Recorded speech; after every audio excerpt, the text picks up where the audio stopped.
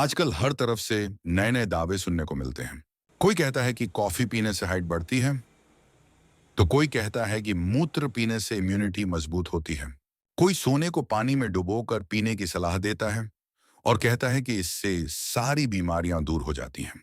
और जब पूछा जाता है कि इसका सबूत क्या है, तो जवाब मिलता है कि यह बात पड़ोस वाले शर्मा जी से सुनी थी या फिर किसी सेलिब्रिटी ने टीवी पर कहा था।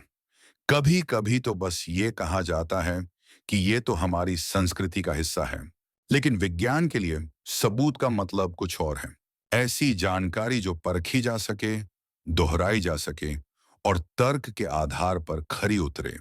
तो कौन कौन से तरीके होते हैं किसी बात को साबित करने के, और हर तरीके में क्या कमजोरियां होती हैं? आइए इसे एक उदाहरण की मदद से समझते हैं। मान लीजिए कोई दावा करता है कि कॉफी पीने से हाइट बढ़ती है। अब इसे परखने के अलग अलग तरीके हो सकते हैं। हम 3 तरह के सबूतों को समझेंगे और ये भी देखेंगे कि हर एक में क्या कमियां होती हैं। सबसे पहले आता है अनुभवजन्य सबूत या एनेक्डोटल एविडेंस, यानी किसी का निजी अनुभव। लेकिन ये एक अकेला अनुभव है जिसे ना परखा जा सकता है, ना दोहराया। इसलिए इसे कमजोर सबूत माना जाता है। भले ही ये बात सिर्फ एक व्यक्ति नहीं, बल्कि 10 या 100 और लोग भी बोलें, ये फिर भी उन सब के निजी अनुभव ही हैं जिन्हें परखा नहीं गया है। इसमें एक बड़ी खामी ये भी होती है कि अगर ये बात कोई ऐसा व्यक्ति कह दे जिसे हम मानते हैं या पसंद करते हैं, तो हम इसे बिना सवाल किए सच मान लेते हैं।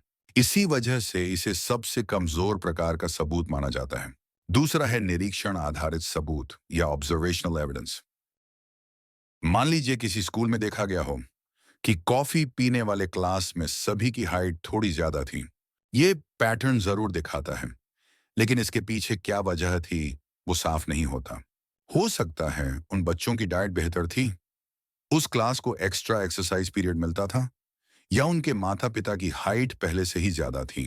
तो अब तक हम हमारे कॉफी के दावे को प्रूव नहीं कर पाए हैं। अब तीसरा तरीका है प्रयोगात्मक सबूत या एक्सपेरिमेंटल एविडेंस। यहां हम पहली बार एक्टिवली हमारे दावे को टेस्ट करते हैं। 2 ग्रुप बनाए जाते हैं, एक को कॉफी दी जाती है, दूसरे को नहीं। बाकी सब कुछ बराबर रखा जाता है, जैसे खाना, नींद और एक्सरसाइज। फिर इसे कई महीनों तक करने के बाद ये देखा जाता है कि दोनों ग्रुप्स की हाइट में कोई फर्क आया या नहीं। इस तरह का प्रयोग पहले 2 तरीकों की तुलना में बेहतर होता है, लेकिन इसमें भी कमियां हो सकती हैं। अब भी बायस की संभावना रहती है। जैसे अगर ये अध्ययन किसी ऐसी कॉफी कंपनी ने फंड किया हो जो चाहती है कि नतीजा उसी के पक्ष में आए। इसलिए निष्पक्षता और रिपीटेबिलिटी, यानी यह जांचना कि क्या यही नतीजा बार बार करने पर भी दोबारा आता है या नहीं, ये 2 चीजें बहुत जरूरी होती हैं। इसीलिए इसके बाद आता है पीयर रिव्यू, यानी जब दूसरे वैज्ञानिक उसी स्टडी को पढ़ते हैं, सवाल पूछते हैं और जांचते हैं कि तरीका सही था या नहीं। अगर वो भी उसी नतीजे को सही ठहरा पाएं और उसे वेरीफाई कर सकें, तभी उस अध्ययन को मजबूत माना जाता है और जो दावा किया गया था उस पर हम विश्वास रख सकते हैं। विज्ञान किसी एक कहानी पर भरोसा नहीं करता, न ही 10 कहानियों पर, और न ही इस पर कि वो कहानी किसी महान व्यक्ति के मुंह से निकली हो या इसलिए सही मानी जाए क्योंकि वो हमारी या किसी और की संस्कृति का हिस्सा है।